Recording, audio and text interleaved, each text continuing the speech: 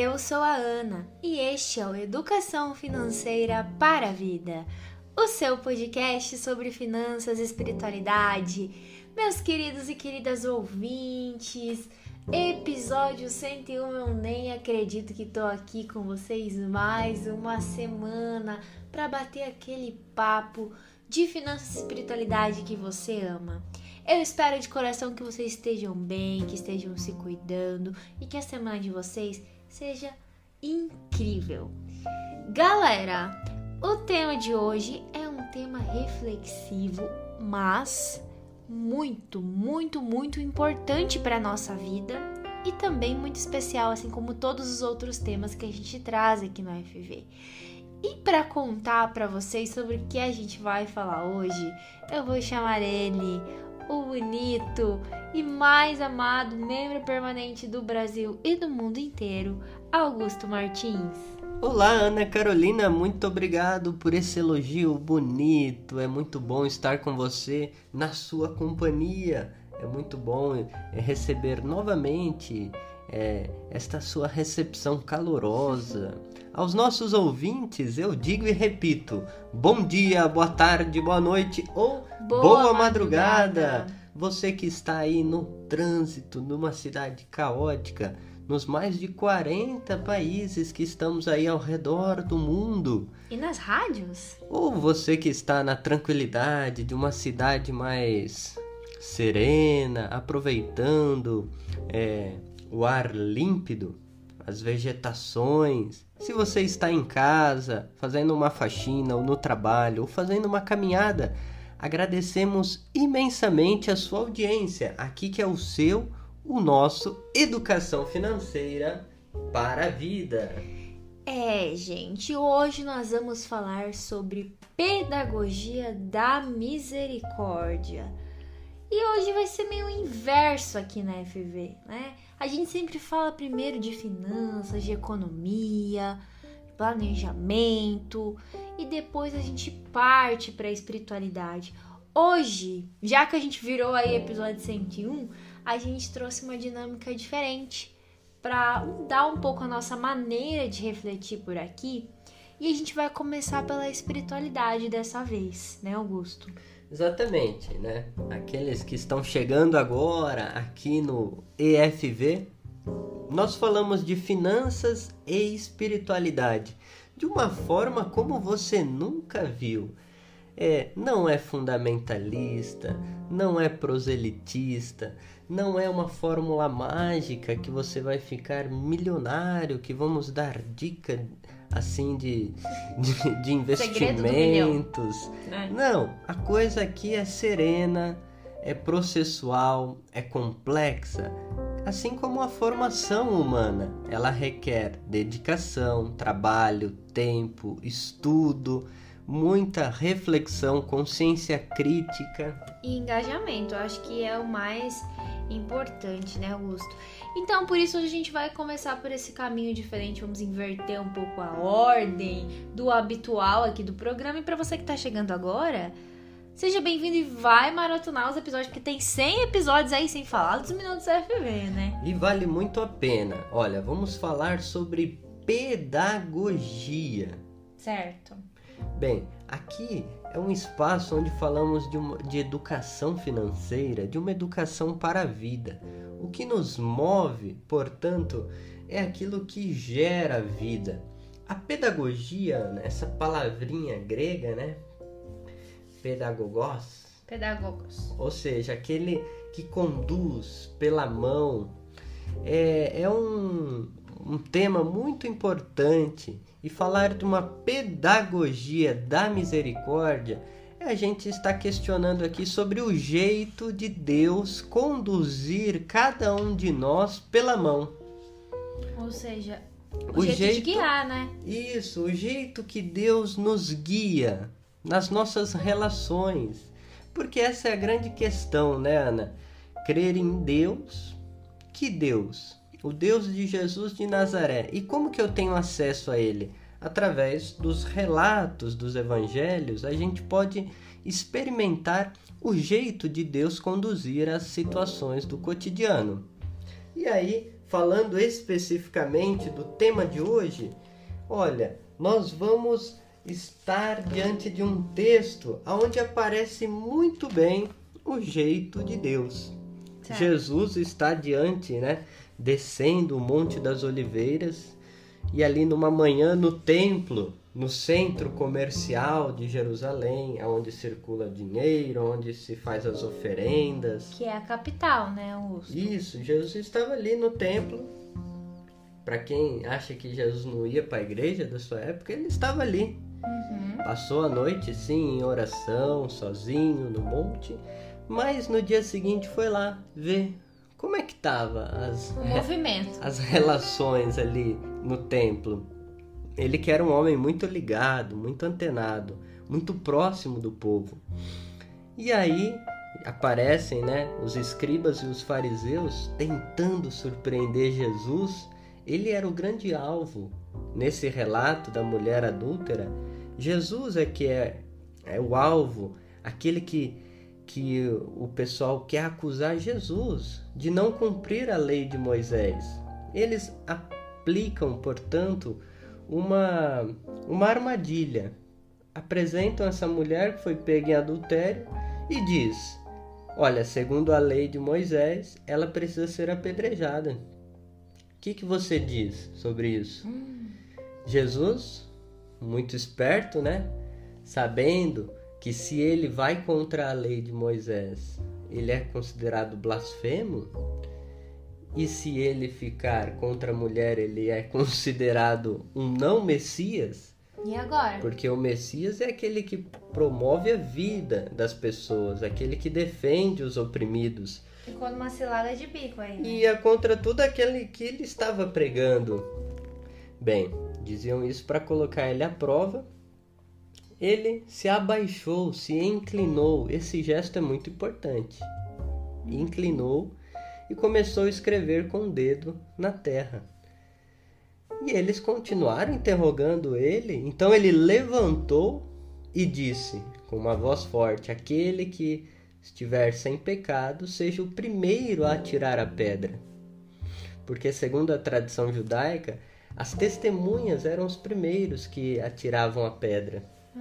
Quem viu, então no caso presenciou e descobriu, seria a primeira pessoa. Então ele convoca as pessoas ali para refletirem sobre o pecado, sobre os limites da lei. A lei está a favor da vida, para gerar vida, ou para tirar a vida, para produzir morte. Então quem estiver sem pecado, atire a primeira pedra, ou seja, vamos lá. Exame de consciência aqui. E aí o texto diz que ele se inclinou novamente, voltou a escrever na terra, e eles, ouvindo isso, começaram a sair um por um, a começar pelos mais velhos.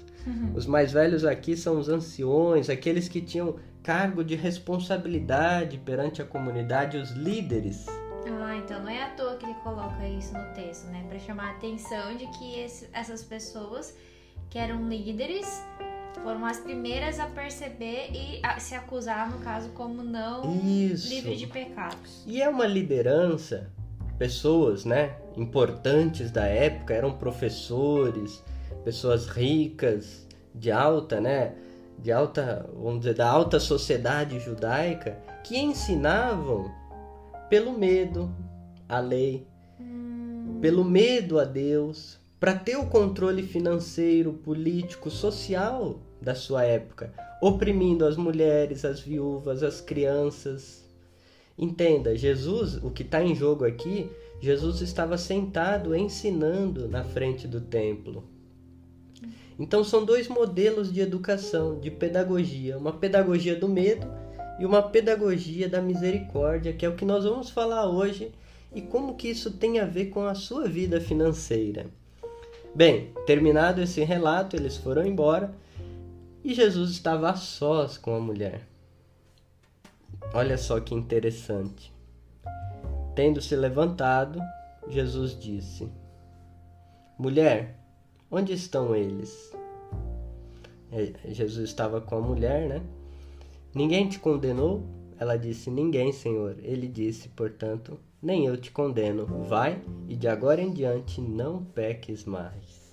Ai, é muito bonito, né, Augusto, essa perícope, né, essa história, essa passagem do evangelho de hoje. E, inclusive, a primeira coisa que eu me lembrei com você lendo aqui pra mim e pros ouvintes, né, eu estava aqui prestando muita atenção, foi do cartaz da campanha da fraternidade, né, que a gente inclusive já gravou alguns episódios, e o episódio da campanha, quem ainda não viu, né, a imagem que está ali é essa imagem, né, Augusto, de Jesus escrevendo ali na areia e a mulher, né, inclinada ali, e tem até as pedrinhas ali na imagem, né, e Jesus está escrevendo na areia, ensinando, né, as pessoas através aí dessa lógica da pedagogia da misericórdia.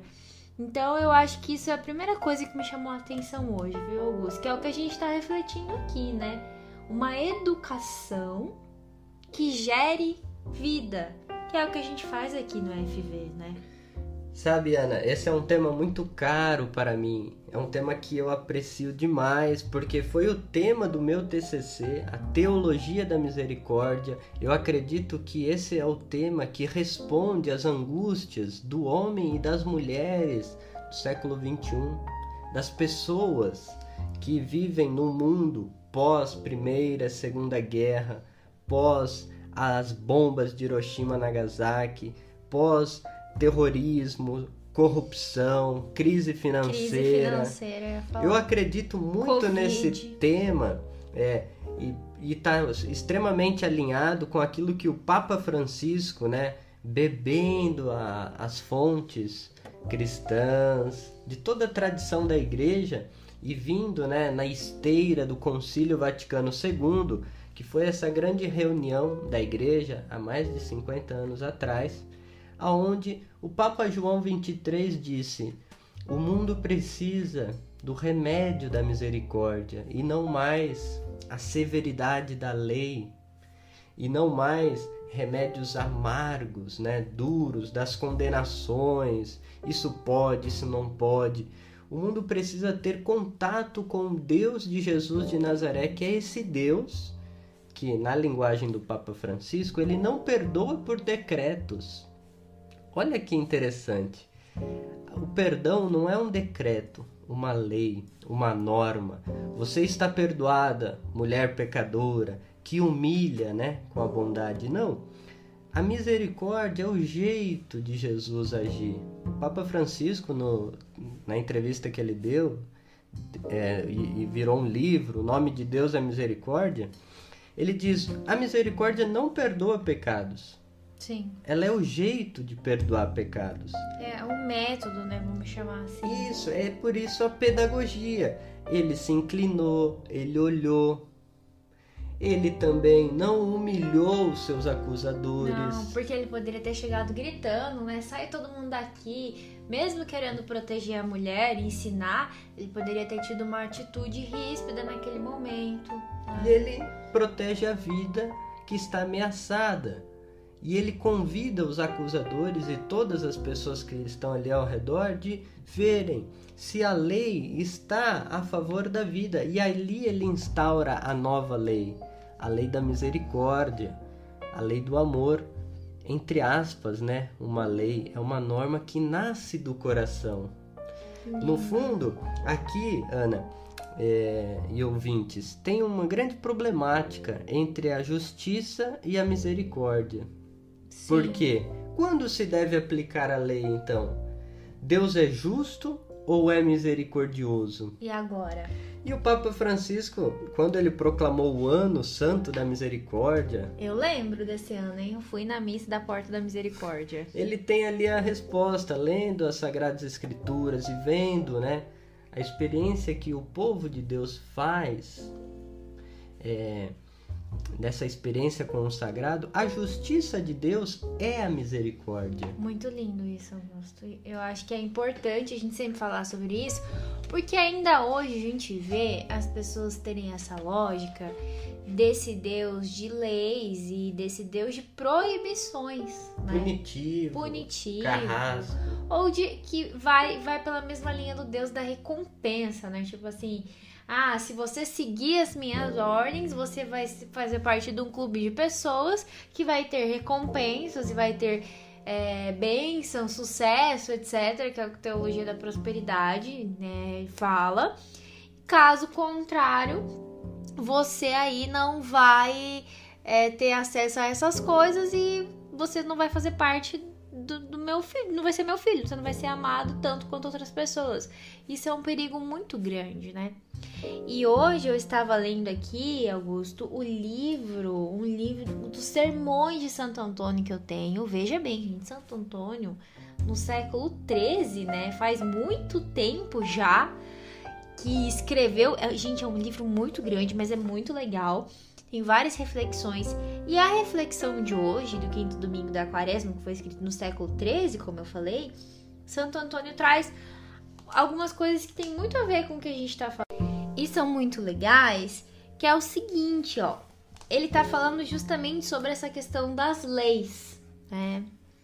E diz assim: quem não ouve as palavras de Deus e rejeita a sua lei, que é a caridade, na qual está a plenitude da lei, este em vão apresenta tudo ao Senhor.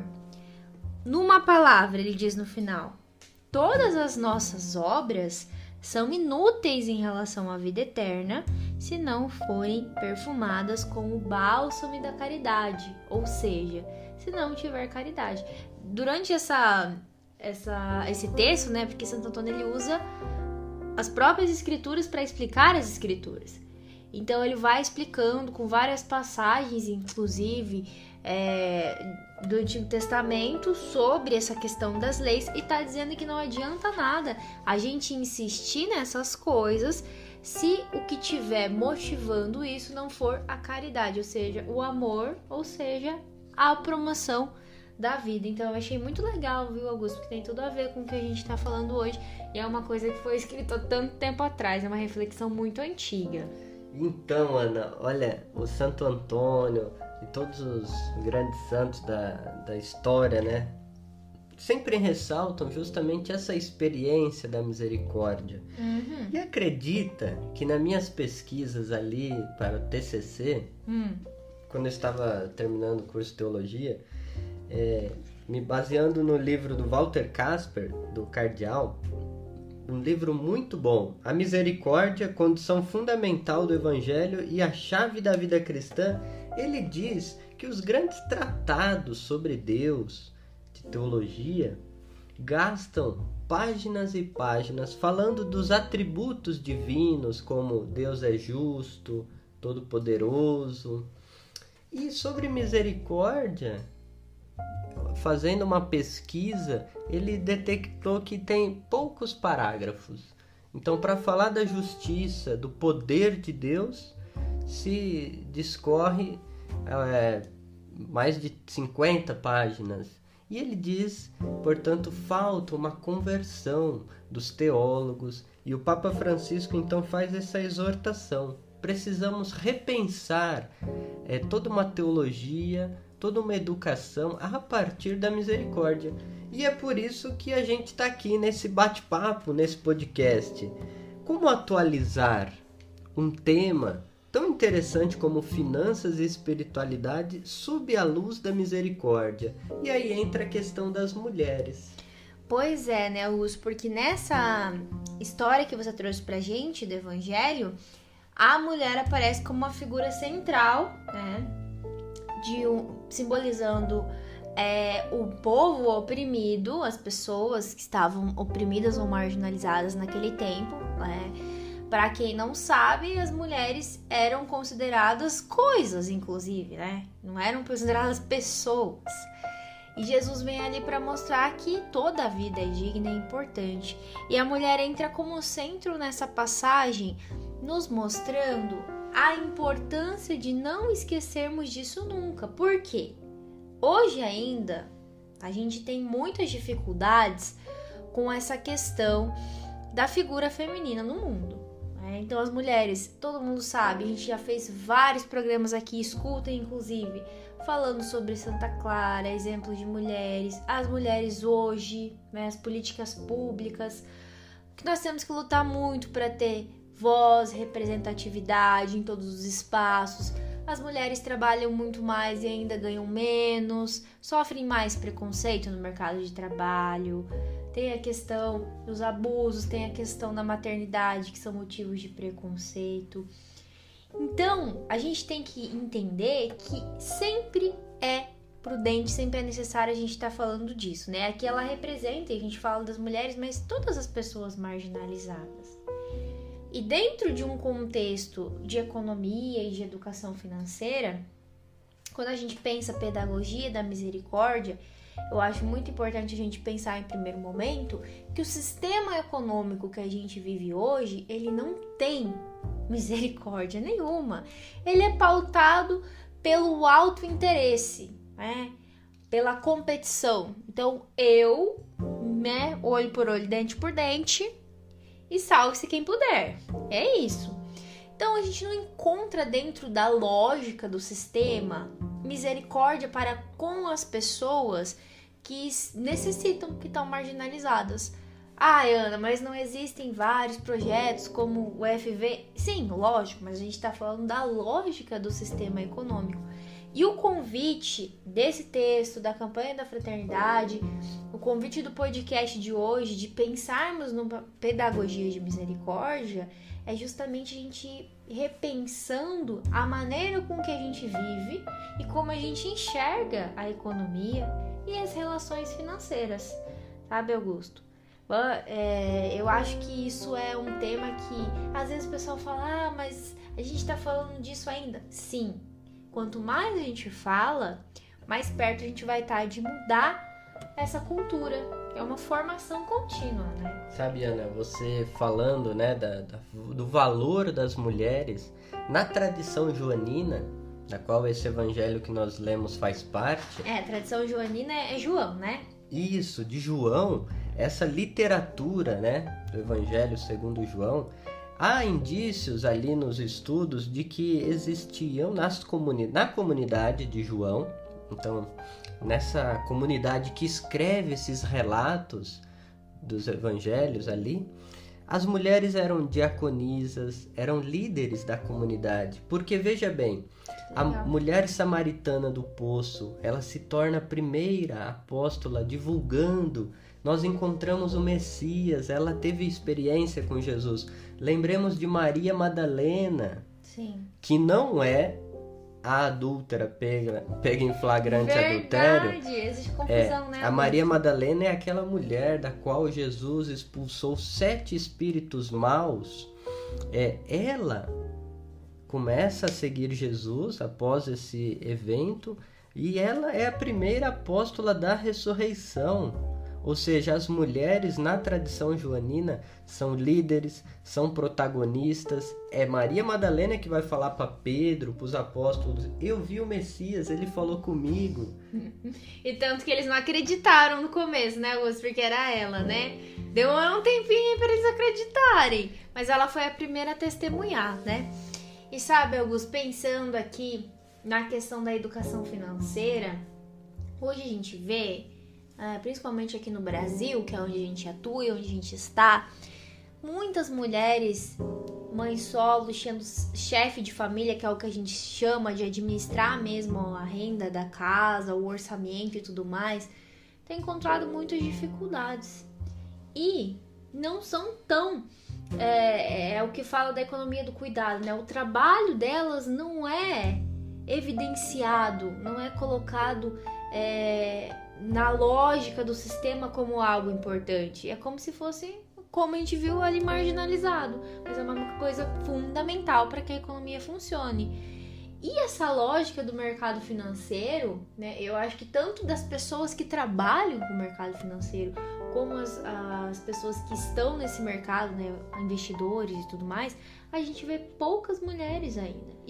Isso tudo, Augusto, veja bem, é reflexo do sistema econômico que a gente está vivendo, né? E eu acho que é aí que o EFV, é aí que a pedagogia da misericórdia tem que agir, né? Isso, Ana, contando também com as relações de trabalho, né? O que nós vemos hoje?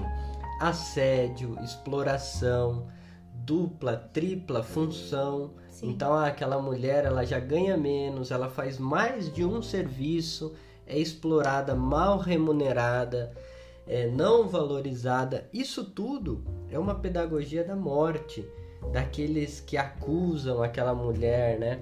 Então, aprendemos de Jesus. Essa pedagogia da misericórdia é valorizar as mulheres, saber dialogar, reconhecer o papel fundamental que elas têm na sociedade, dentro das nossas casas, nas comunidades, nas empresas.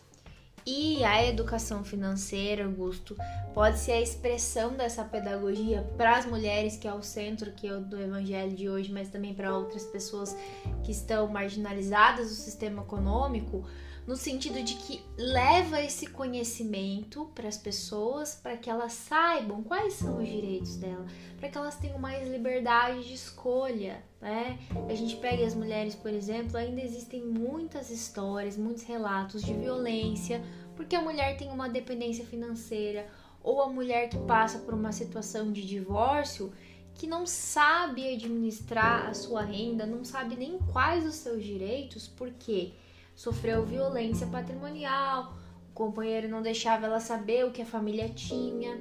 Então a educação financeira pode libertar, pode ensinar essa pedagogia da vida. Como eu falei, para as mulheres, que é o centro do tema aqui de hoje, mas também para outros grupos oprimidos. Eu acho que a gente tem que insistir muito nessa educação financeira para a vida e fazer com que esse conhecimento chegue a mais e mais pessoas. Porque é isso, Jesus olhou que a lei, regindo o tempo dele, não estava promovendo a vida e ele não concordou com aquilo. Fez algo para mudar. Pode parecer uma coisa simples para a época dele o que ele fez, porque tem muitas outras mulheres que sofreram, mas ele fez a ajuda com essa mulher e deu o exemplo. Eu acho que é isso que a gente tem que levar, Augusto, para nossa vida, entende? Porque a gente não pode concordar com a lógica, com essa lei que rege, essa pedagogia que rege o sistema econômico hoje, e todo mundo fazer a nossa parte, fazer o nosso trabalho, de tanto de cobrar as políticas públicas, como de ajudar, levar conhecimento às pessoas, porque tem muita gente que precisa cada vez mais, e isso pode ser aí o início de um processo, de uma educação, de uma formação que vai transformar vidas das pessoas, e eu não tenho dúvida de que isso é a maior verdade que eu tenho visto assim nos últimos tempos dentro do nosso trabalho, né? É fundamental. E isso você tem experimentado nas suas consultorias, nas assessorias, né, Ana? Como é importante, é a expressão da misericórdia, um processo de humanização, de educação, de autoconhecimento para os homens e principalmente para as mulheres, que numa sociedade como a gente está vivendo é colocado à margem, é sobrecarregado, né, ao máximo o papel das mulheres, e falta retribuição, falta carinho, falta reconhecimento até também financeiro, né? Sim, falta apoio, falta política, falta muita coisa, e a gente precisa aí seguir nessa caminhada para que isso vá se modificando com o passar do tempo, né, galera? E este foi o podcast de hoje. Eu espero que vocês tenham gostado. A gente queria convidar vocês a uma reflexão um pouco mais profunda. Estamos aí chegando perto da Páscoa já, né? Um momento muito importante. E é isso. Compartilhem muito. Mandem pro grupo da família, pra avó, pra tia, pro tio, pros amigos, pra galera do trabalho. Bora ouvir, bora participar e lembre-se sempre: educação financeira é educação para a vida.